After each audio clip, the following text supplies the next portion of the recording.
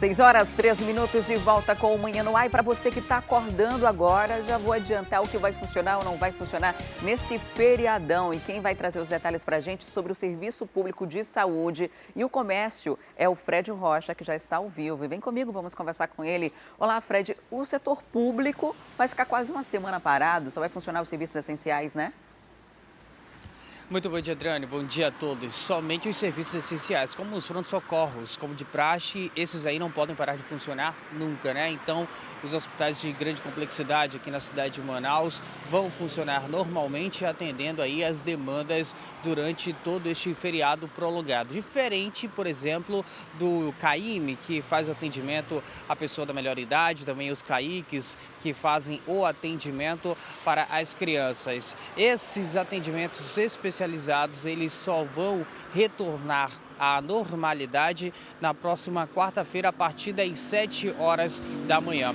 Em relação ao comércio, a FEComércio, inclusive, disse que cada shopping aqui na cidade de Manaus deve fazer o seu horário. Eles funcionam, em média, a partir das 9 horas da manhã e algumas lojas vão até às 8 horas da noite neste feriado prolongado. Hoje, no feriado, né? Aí as praças de alimentação funcionam até basicamente às 10 horas da noite. Como eu disse, cada shopping vai fazer o seu horário. Aí pode ter essa variação de um para outro. Não existe um horário pré-determinado para todos eles. Isso depende muito da diretoria de cada um. Em relação ao centro comercial, aqui na cidade de Manaus, o centro deve funcionar a partir das 9 horas da manhã de hoje até 1 hora da tarde, um período bem curto de funcionamento. Já amanhã é provável que o centro funcione normalmente, porque inclusive esta já foi uma informação adiantada pela FEComércio. Adriane. Tá certo, Fred. Muito obrigada pelas informações. Para você aí de casa que pretende ir ao shopping, por exemplo, ver a rede social de cada um desses estabelecimentos para não dar viagem perdida, né? Para ver o horário de funcionamento direitinho e por que essa semana toda. Que hoje é feriado, aí amanhã o governo e a prefeitura decretaram ponto facultativo. A emenda com o fim de semana. Na terça vai ser feriado de novo da consciência negra. E aí na segunda, ponto facultativo de novo. Então emendou tudo e por isso muda aí a programação. Se você tinha consulta marcada, por exemplo, essas consultas todas vão ser reagendadas pelo Sistema Público de Saúde por conta desse feriadão. Só apenas os serviços essenciais, maternidades, pronto-socorro, as coisas em que você precisa daquele atendimento imediato, de emergência, vão funcionar normalmente.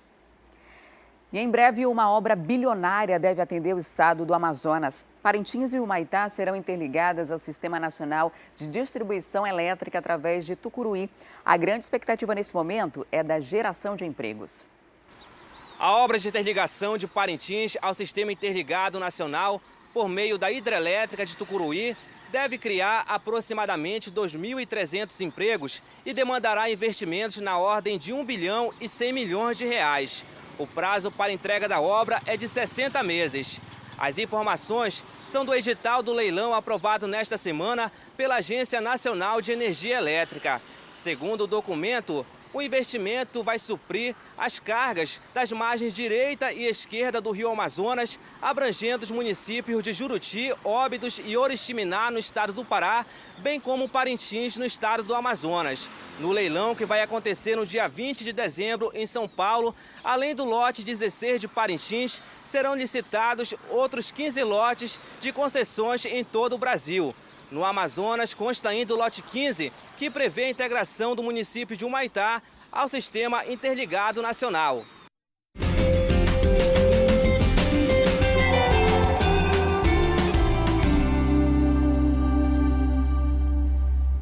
Hambúrguer, bolacha, chocolate, bombom, pipoca. São poucos os adolescentes que não gostam de comer alimentos industrializados, fast foods, doces e outras besteirinhas, né? Enquanto eles ainda são novos, quase não percebem as consequências dos maus hábitos alimentares. Mas a verdade é que podem surgir muitos transtornos à saúde no futuro. Todo dia, na hora do almoço, é a mesma cena. Álvaro separa todas as verduras e legumes do prato. A carne e o arroz ele ainda se esforça para comer na presença da mãe. Álvaro, por que você separa os legumes e as verduras do prato?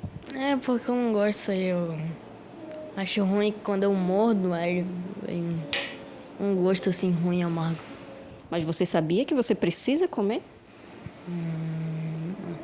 Sempre é essa peleja, separando as verduras, separando o brócolis. O melhor, né, que vai deixar mais saudável, ele não quer. E às vezes ele nem come nem a comida. Separa a comida, mas se aparecer um biscoitinho na hora que ele come. Camille, assim como Álvaro, também é da turma de adolescentes que adora comer uma besteirinha. Leite condensado, brigadeiro. E na comida, bife com batata frita, frango frito também. Gosto de bastante coisa, assim, que não pode comer, né? Esta nutricionista explica por que crianças e adolescentes costumam se alimentar tão mal. As famílias começaram a optar por alimentos mais práticos e os pais, e por ter toda uma rotina frenética, influenciou para que tivesse a alimentação que tem hoje. E para eles também é mais fácil, né? Sim, bem mais fácil pegar algo industrializado e só esquentar algo que já está preparado, só aquecer e comer, do que fazer uma preparação. De acordo com a Pesquisa Nacional de Saúde Escolar, 7,8% dos adolescentes nas escolas estão obesos. A região norte tem o menor percentual do Brasil. Os números mostram também que os alimentos mais consumidos são hambúrgueres, biscoitos recheados, doces e guloseimas. Segundo dados do Ministério da Saúde, mais da metade dos adolescentes acompanhados pela atenção básica do SUS consomem produtos industrializados. E um dos mais procurados por esse público são os macarrões instantâneos, um dos maiores vilões da alimentação por conter uma grande quantidade de sódio. Esta substância é responsável por conservar o alimento embalado por mais tempo. Mas o consumo de sódio em excesso causa a retenção de líquido no corpo, logo sobrecarrega o funcionamento dos rins. Nos rótulos dos industrializados estão as informações sobre os ingredientes que compõem o alimento. Quanto mais temperos na composição, mais riscos esse produto representa ao organismo. Sempre que eu for olhar um rótulo de um produto, quanto menos ingrediente aquele rótulo tiver, mais saudável ele traz e mais benefícios ele é para a saúde. A alimentação saudável precisa ser estimulada ainda na infância. Quando a pessoa chega à pré-adolescência, fica mais difícil mudar os hábitos alimentares. Mas a especialista explica que é possível sim, usando a criatividade. Ou fazer um suco, ou fazer uma torta, ou fazer alguma preparação que eu coloque legumes, verduras e eu opte por alimentos mais saudáveis. Época de chuva sempre traz muitas preocupações, né? E exige alguns cuidados especiais que não dependem apenas do governo, mas da ação e da consciência de cada cidadão. Um grande exemplo disso é o controle da proliferação do Aedes aegypti, transmissor de diversas doenças. Em Manaus, 6 bairros precisam redobrar os cuidados, pois são considerados bastante vulneráveis ao mosquito. De acordo com o último levantamento do Índice de Infestação do Aedes aegypti, responsável pela transmissão da dengue, zika e chikungunya, Manaus alcançou o estágio de médio risco de proliferação do mosquito. Como estávamos com poucas chuvas, né, e vamos dizer assim, a estiagem boa, nós tivemos um índice de infestação, ficamos em médio risco, mas em compensação nós ficamos com 1,1% só de infestação nesses locais. Mesmo assim, os bairros Jorge Teixeira, Tancredo Neves, São José, Colônia Terra Nova, Monte das Oliveiras e Japim ainda estão na condição de alta vulnerabilidade, o que vai exigir um reforço no trabalho de orientação e conscientização da população sobre os cuidados para evitar que aumente os focos do mosquito. Que as pessoas, por incrível que pareça, nesse período do ano, que a gente precisa de mais, vamos dizer assim, a força-tarefa deles, a gente não consegue atingir todos os imóveis, as pessoas não tomam consciência que realmente ela tem que cuidar dos seus ambientes, tem que cuidar da casa delas. Tira 10 minutinhos, 5 minutinhos por dia, dá uma conferida no quintal, no pátio. O mosquito Aedes aegypti, ele deixa lá a larva, né? Deixa o seu ovinho e fica até 1 ano. Sobrevive sem ter nenhum tipo de contato. E quando tem contato com água limpa e parada, ele se prolifera e pode transmitir várias doenças, os 3 tipos de dengue, chikungunya, zika. Enfim, são diversas doenças que são transmitidas por esse mosquito e várias doenças que podem, inclusive, levar à morte. De acordo com a Fundação de Vigilância em Saúde, em todo o Amazonas já foram registrados este ano mais de 2.300 casos de dengue, 372 de zika e 76 de chikungunya. E para fiscalizar o grande fluxo de veículos que deve deixar a cidade nesse feriadão prolongado, uma operação denominada Proclamação da República também vai se estender durante esses dias. E quem vai trazer os detalhes sobre esse assunto para a gente agora ao vivo é o Fred Rocha. Vem comigo, vamos conversar. Fred, além das irregularidades no trânsito, nas estradas, essa operação vai fiscalizar também o serviço rodoviário, né? Transporte que vai para intermunicipal, por exemplo.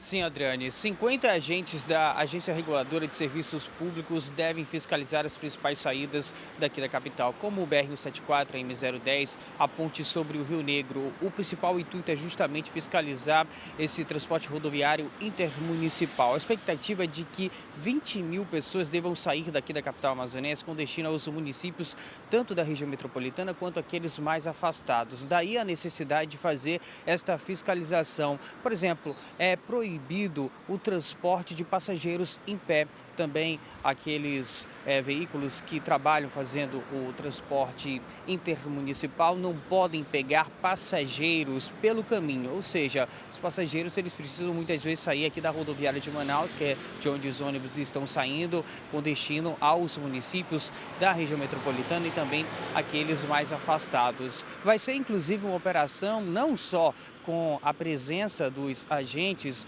da Agência Reguladora de Serviços Públicos, como também da própria Polícia Militar, que já faz esse trabalho por meio do Batalhão de Trânsito, assim como também da Polícia Rodoviária Federal, que vai ajudar nesta fiscalização, que realmente tem uma importância muito grande, né? A fiscalização, por exemplo, como até mesmo as condições dos pneus desses veículos, se os limpadores de para-brisa estão funcionando normalmente. Detalhes que muitas vezes podem fazer a diferença ali no momento em que o motorista precise utilizar um desses itens de segurança, além também da utilização do cinto de segurança, que é um grande problema. Algumas pessoas não gostam de usar, às vezes esses veículos até disponibilizam, no entanto, existe uma certa dificuldade de fazer as pessoas usarem.